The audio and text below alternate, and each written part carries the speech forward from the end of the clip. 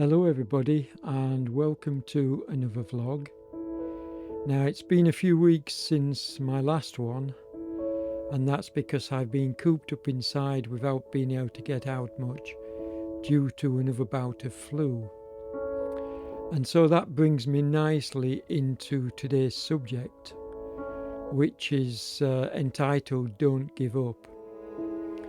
And what I'm going to do is I'm going to run through some of the more impactful moments and periods of my life where I struggled against what some people I suppose would call adversity, but against what I would call challenges, and managed to overcome them and get back on track.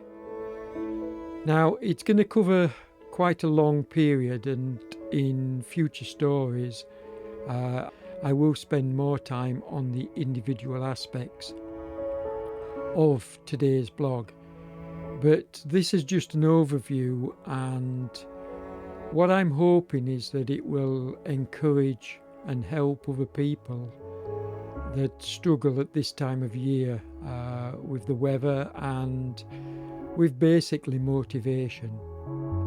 And this is a motivational video, there's no doubt about it, because some of the stories I'm going to tell you, you'll realise that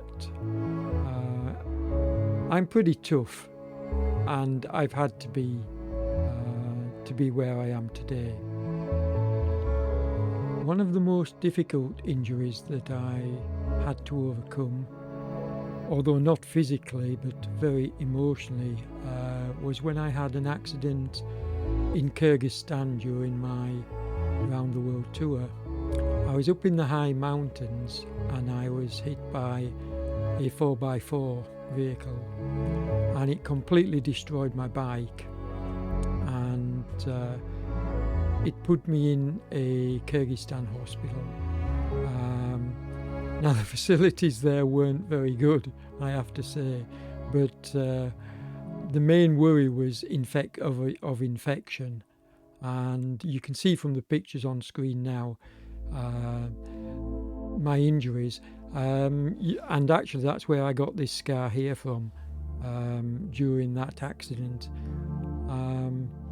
But I struggled to get over that emotionally, and I think what really helped was the fact that the people that were involved in the accident, it was a Kyrgyzstan family.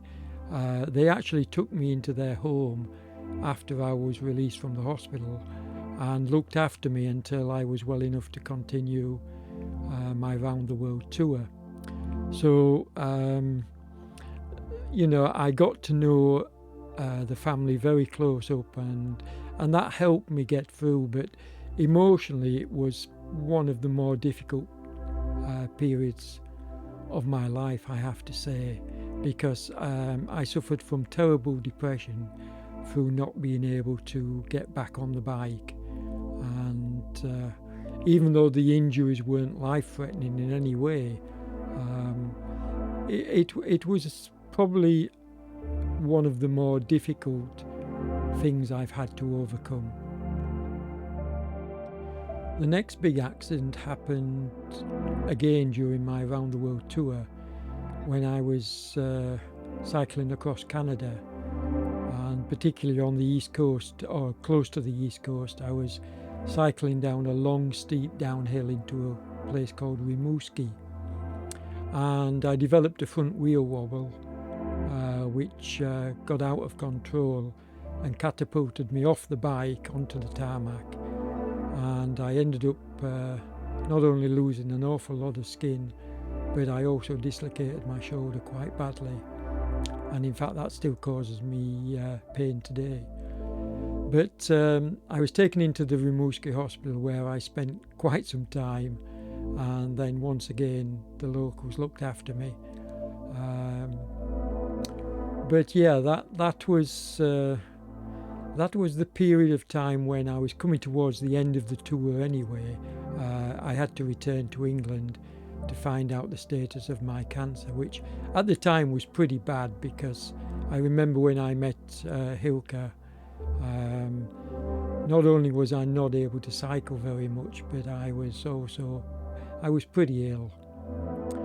But that all changed around, and we'll go into that story more when I talk about Hilka and the effect meeting her had on not just my illness but my mental health. So that's for another day. When I came over to the Netherlands in 2015 to meet up with Hilka and decided that we were going to get together and I was going to stay in the Netherlands, I remember that on the local bike paths I was so ill I couldn't keep up with Hilka, and so between us we decided I could join one of the local bike clubs and try to improve my fitness. And what I did was I joined the local Groningen cycle club, and I used to go out every weekend with them on the rides. And the great thing about the club was they welcomed me with open arms, because I went on many rides with them, but they never dropped me. They always left somebody behind to look after me. And it took me quite some time before I was able to keep up with the group. But fast forward to a year later, and on the 22nd of December 2016, I took part in the Swift 24-hour championship, and I scored the highest mileage, I think something like 747 kilometers, give or take. Anyway, certainly approaching the 750 mark or slightly over. And that was the top mileage that year. But I'd already noticed that endurance was something that I was particularly good at. And so taking it into this aspect of indoor cycling wasn't really a surprise to me. It was to many other people, given the illness that I was coming out of. But I was determined to give it my best shot and see how far I could go with Swift. On that side of it, I couldn't compete on the racing side, but certainly on the endurance, I was able to hold my own. And a year later, in 2017, again at Christmas time, I once more recorded the highest mileage. We were aiming for 800 kilometers, but I think I remember falling just short that year. So I never quite attained the 800 kilometers in 24 hours. But I think I got something like 770 kilometers. And Swift had been really, really good for me, because it had enabled me, along with the outdoor riding I was doing with the cycle club, to get back into some kind of shape. So I started audaxing and really enjoying it. I was hoping to take part in the 2019 Paris-Roubaix Paris route, the PBP. So I was putting in some long audaxes, and well, on one of the when was it, 2018, I was riding with the group. I was actually riding on the front of the group as we came into a castle courtyard, turned the bend far too fast and fell over in the gravel and completely shattered my hip.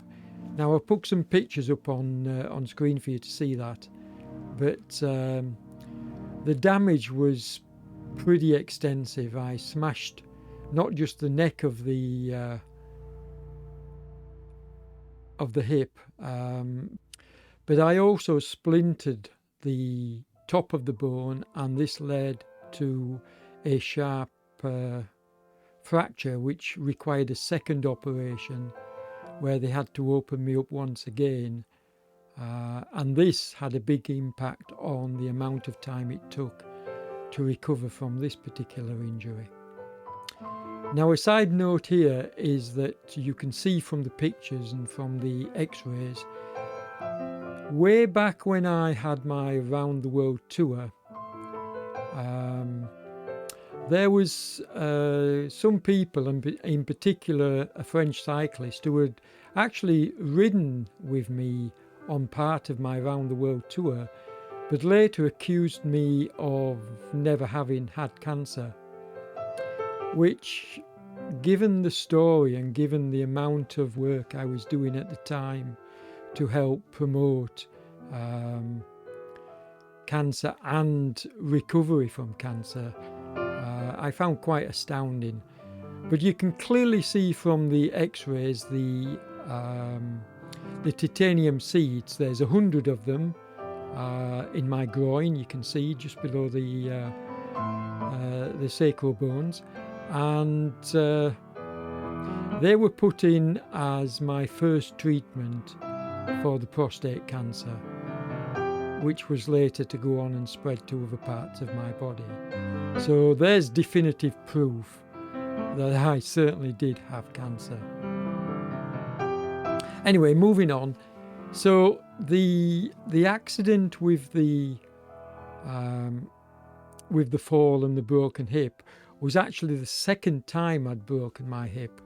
I'll put some pictures up again on screen, and you can see the other, the right hand side this time, and I actually fractured that hip some years earlier. So I'm currently supporting 2 fractured hips, and in fact I'm going to need a hip replacement on one of them pretty soon now, certainly within the next couple of years, and we're even thinking maybe even this year, but I'll make that decision depending on the level of pain. Some of you may already have noticed in some of my videos that I do have a slight limp, so before that gets much worse we will have it seen to. I actually spoke with the orthopedic surgeon when I was having my shoulder sorted out, and she told me that we're looking at about 6 months to get it fixed. Anyway, the fractured hip, however, wasn't the end of the problems, because at the same time as having that fracture, I also damaged the knee.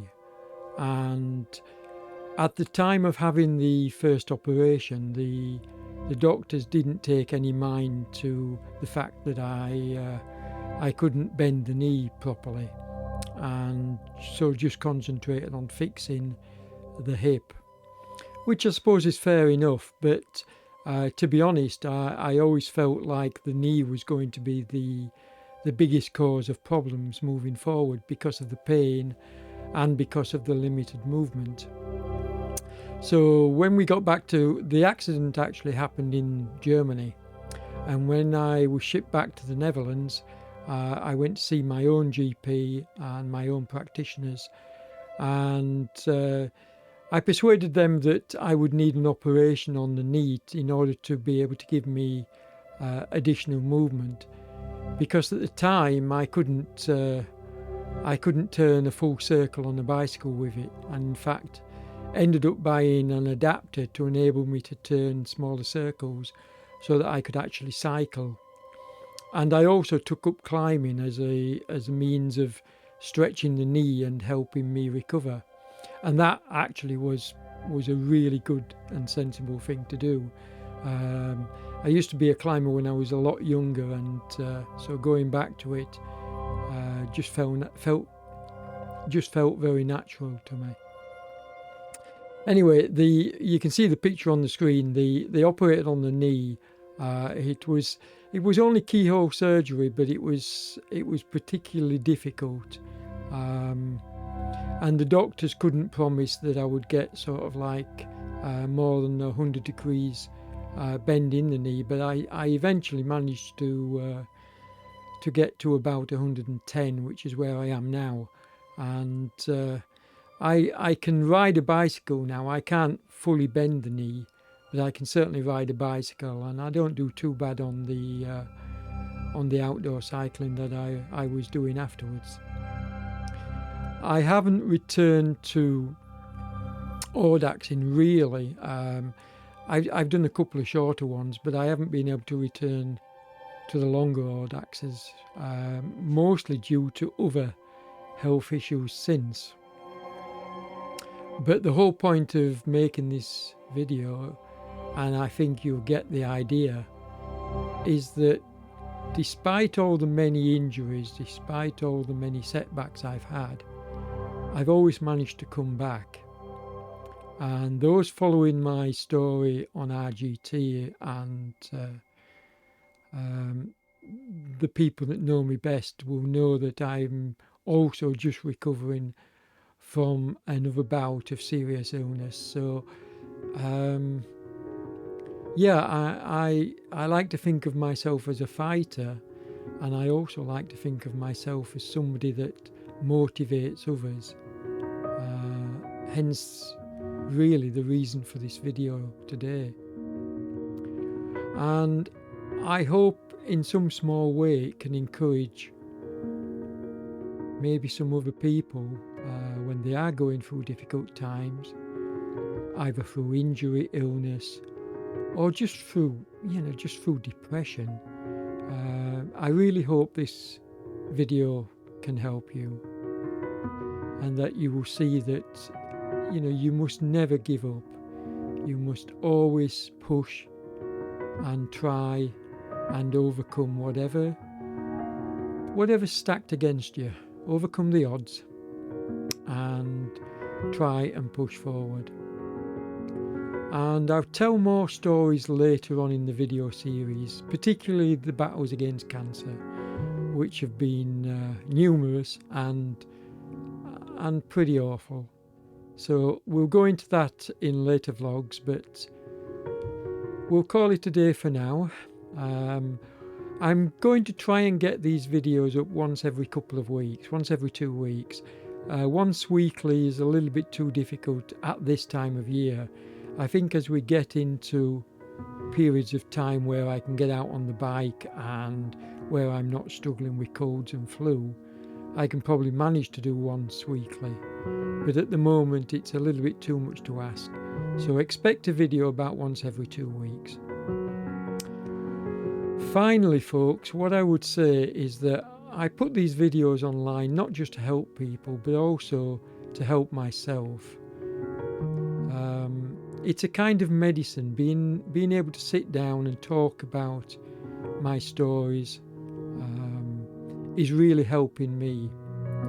And I'd really like to reach more people, so if you can please subscribe to the channel, hit the like button, because that definitely helps the YouTube algorithm. And yeah, thanks for watching, folks. Take care, stay safe, and I'll see you in the next one. Bye for now.